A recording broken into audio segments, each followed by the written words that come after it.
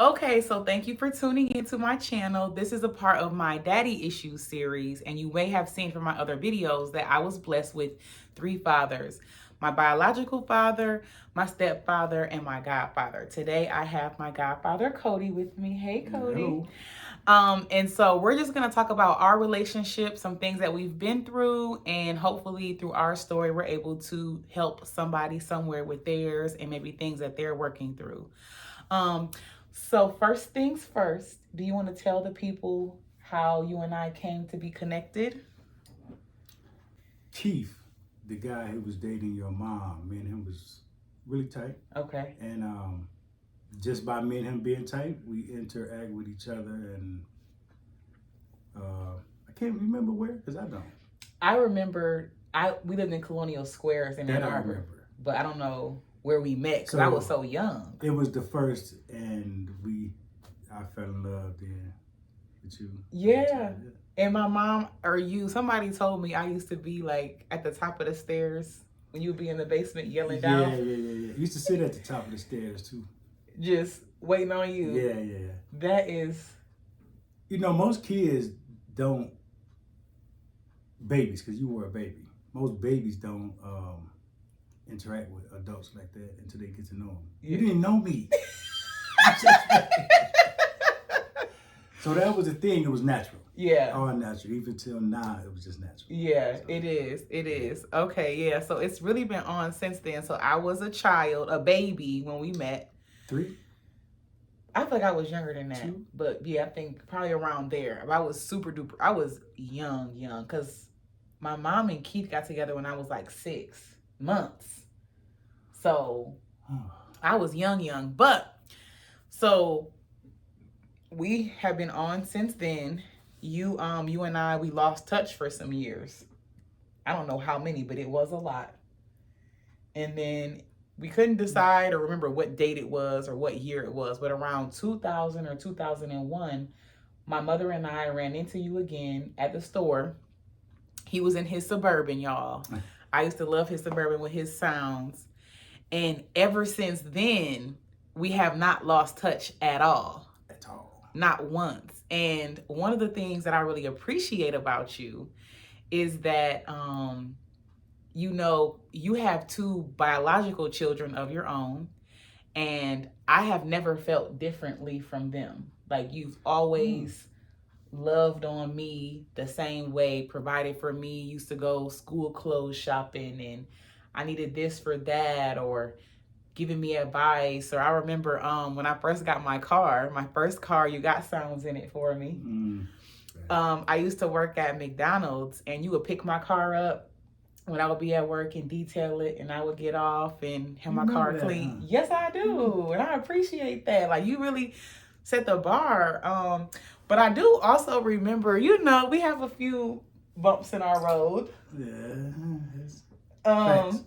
One of the bumps, you used to be, what's the word? Your way with women. Single is what we call it. He calls it single. I call it, I got to see behind the scenes of your singleness, and it messed me up. I didn't even realize how seeing the way that you and the others operated singly, how that affected me and how I would grow to approach relationships until I got older, and I was just looking like, oh, wow. Like, yeah. I'm like this because of them. We didn't know the impression that we have on young girls or young boys by what we do in relationships and out of relationships. We didn't know until we have conversations like this. And young, single. Okay. But there's in learning and what not to do and what to do. Most of us try to be discreet, but yeah. And so we'll kind of revisit that, but I want to kind of get to the juicy parts of it all. Out of all 3 of my dads, I feel like you and I have the least tumultuous relationship, but the things that we've been through have been pretty life-changing. So we were in a home invasion. Our home was invaded. And like masked men came in. It was like very, uh, for me, a near death experience, but absolutely for you, you know. He was shot 3 times, and I was messed up after that. You should have been. I wouldn't expect you not. I didn't know. Uh, Again, those things that we do affect our children or the people that love us or the people around us. We think we are doing something. We're not. It's, Until it comes to your front door. yes. Yeah, it's 3 part of my life. And I always said that if I wasn't in the street, they wouldn't have been at my door. They wouldn't have no reason to be at the door. So, well, I'm here for the accountability and the ownership. After the robbery, like I went to therapy a little bit. My mom said I would be like calling in my sleep for you. She and I lived in a homeless shelter for a little bit, and it was a nice one, but it was a homeless shelter nonetheless. Like our whole lives were changed. You were in the hospital for months. Yeah. And now you're normal, and I'm thankful for that. I am too. But let's fast forward. So that was in 2002, you say? July, never forget. That was July 13th. I've always had the year wrong. I thought it was 03. It was 02. So I was 12. I was 11 because I was not turning 12 until November. Like, that's wild to me. So that was not enough to get you out the streets, though. Absolutely not. What did happen, I stopped smoking cigarettes 2002. I wanted to prior to the incident, but that encouraged me because I had a lung injury. So it didn't make sense to continue to smoke cigarettes. Got it, with the lung injury. Quit. So after you rehab, we get our bearings back together. I would never forget. So my mom and I moved into like our first apartment after we left the shelter.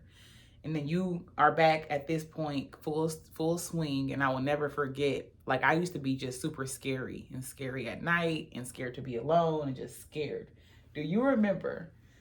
I'm at home alone. My mom's at work. So I'm like 8th grade now, 7th or 8th grade. And somebody is pounding on our door like so hard. I'm scared to death. What do? I call you. I'm like, Cody, someone's at the door, like banging really hard. I don't know. I'm thinking, dear Lord, don't let this be a part 2. Do you remember this? No. Okay, so I'm in my mom's bedroom in the back. Where are y'all living at the time? Evergreen Point. Okay. And I hear you. You can hear the banging from the phone call, and you're instantly on your way to me. And I hear you, and I hear you driving. I hear you pull in. I hear you get some things together, and the banging stops like when you're pulling in. As you're walking in, somebody's mom is walking out of the apartment. And you asked her, Montez Brooks. Oh. You asked her if she was coming from my place, and she said yes, because she heard something about some kids trying to jump her son or whatever. You remember this now? Mm-hmm. Listen, the moral of this story is Cody was ready to protect me, and I'm grateful because I was scared. I called him, and he was immediately on the way, ready to do whatever to protect me, and that meant the world to me. That's normal. It comes to normal. Well, some people don't come like that. So then you go to prison when I'm in... Which time? When I'm in college, right? Which time? This time I'm in high school. So around my 10th grade year, you go to prison. How long were you there? You were definitely there for like 3 or 4 years. Okay, so you go to prison. You're in prison during like everything for me at that age. Like you missed, graduation, prom, like all these things. And I would be sad just to know that if you weren't in prison, you would have been out. And so I struggled with that because then also like the support that you gave me was also gone because you weren't there. I go from the luxuries of going to work, getting off, my car is cleaned and filled up, and being able to just call you and just kick it, to nothing. Then I'm like having these milestones and you're not there. Definitely got a lot of regrets.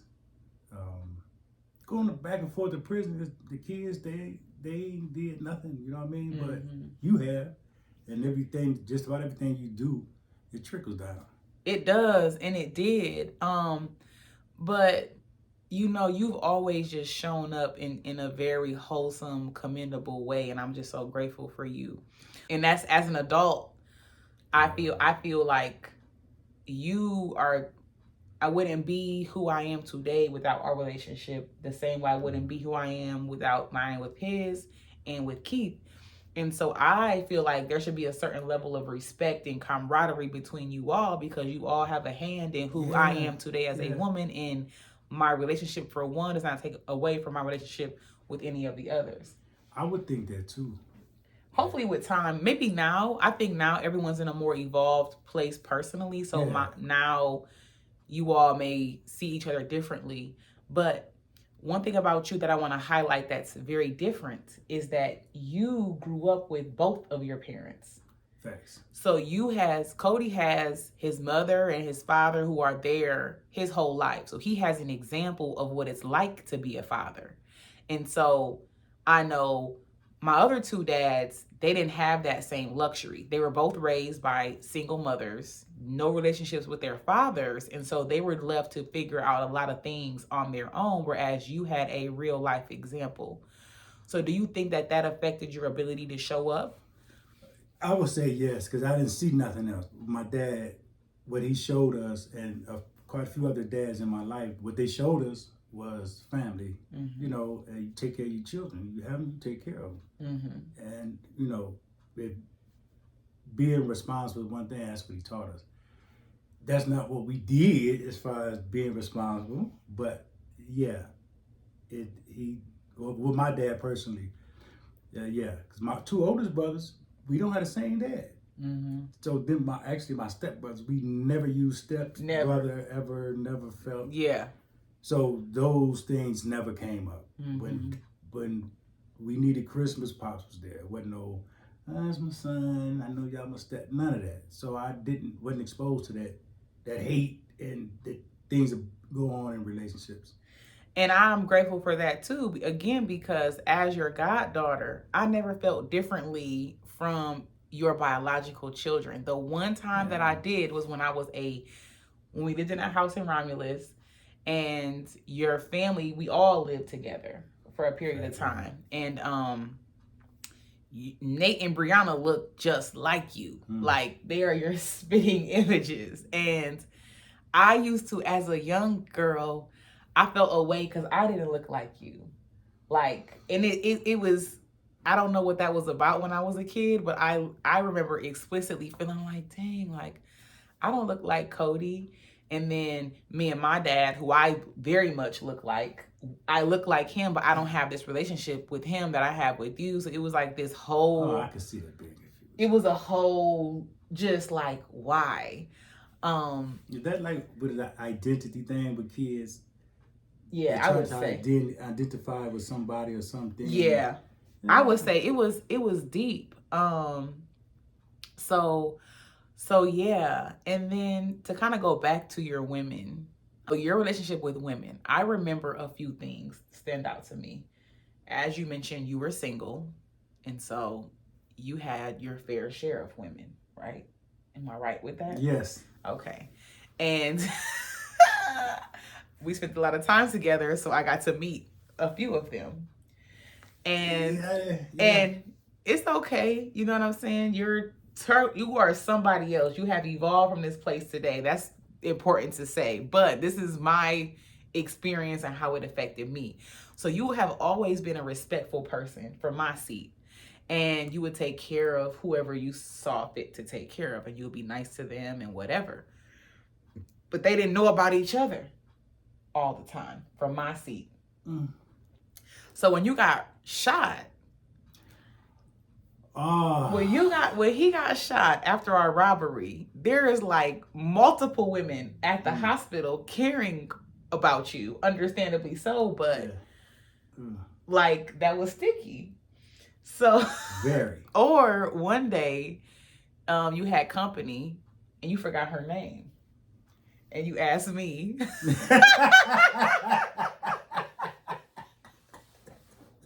You asked me to go introduce myself so I could get her name so you could remember it. Facts. Yeah. So we can laugh about this now because it is Yeah. funny. Yeah. But so a part of seeing you operate like that with men, I grew up to initially think that all men cheated. Nah. A few things I took from this, that all men cheated. It wasn't a matter of if but when. So my number used to be 3. Like, okay, if a guy cheats on me like 3 times, then I'm good. The other thing I learned, especially from you, like you're a nice, loving, generous person. So it used to take a lot for me to feel special. Even if a man was like buying me things or taking care of me, I would not feel special because I'm like, you could be doing this for me and Sally, Susie, and whoever else too. Sure. So I just needed more. So I was just not easily impressed because I got to see what you did.